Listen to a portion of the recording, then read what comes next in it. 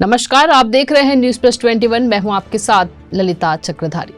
छत्तीसगढ़ में पिछले 5 दिनों से लगातार ईडी की ताबड़तोड़ कार्रवाई जारी है। इसमें कई आईएएस अफसरों से लेकर बड़े कारोबारियों तक को ईडी के सवालों का सामना करना पड़ रहा है।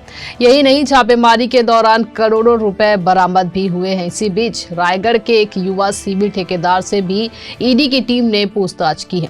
माना जा रहा है कि ईडी के अफसरों को जांच के दौरान कुछ बेहद अहम दस्तावेज हाथ लगे हैं, जिन्हें वे अपने साथ लेकर आए हैं। वही सूत्रों से मिली जानकारी के मुताबिक ईडी की टीम पहले इन दस्तावेजों का बारीकी से अध्ययन कर प्रारंभिक तौर पर नजर आ रहे सभी तथ्यों की प्रामाणिकता को वेरीफाई कर लेना चाहती है। उसके बाद ही ईडी इस मामले में रायगढ़ कलेक्टर रानू साहू की भूमिका और संलिप्तता को लेकर औपचारिक प्रेस नोट जारी कर सकती है। वहीं बात करें कलेक्टर रानू साहू की, तो ईडी की टीम ने कलेक्टर रानू साहू के सरकारी बंगले में भी दबिश दी है। विश्वसनीय सूत्रों की माने तो ईडी की टीम देर रात 12 बजे तक कलेक्टर के बंगले में डटी रही। यहाँ 72 घंटे तक चली जांच के बाद देर रात ईडी के अफसर कुछ दस्तावेज लेकर कलेक्टर बंगले से बाहर निकलते नजर आए।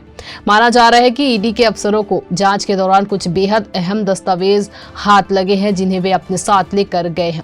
वहीं सूत्रों से मिली जानकारी के मुताबिक ईडी की टीम पहले इन दस्तावेजों का बारीकी से अध्ययन कर प्रारंभिक तौर पर नजर आ रहे सभी तथ्यों की प्रामाणिकता को वेरीफाई कर लेना चाहती है। उसके बाद ही ईडी इस मामले में रायगढ़ कलेक्टर रानू साहू की भूमिका और संलिप्तता को लेकर औपचारिक प्रेस नोट जारी कर सकती है।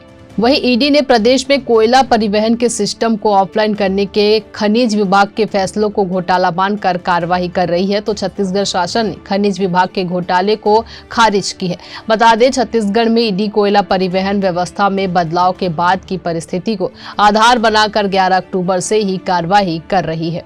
अब देखना ये होगा कि ईडी की इस कार्रवाई से और भी कितने खुलासे होने बाकी है। आप देखते रहिए न्यूज प्लस 21, आपके हक की बात।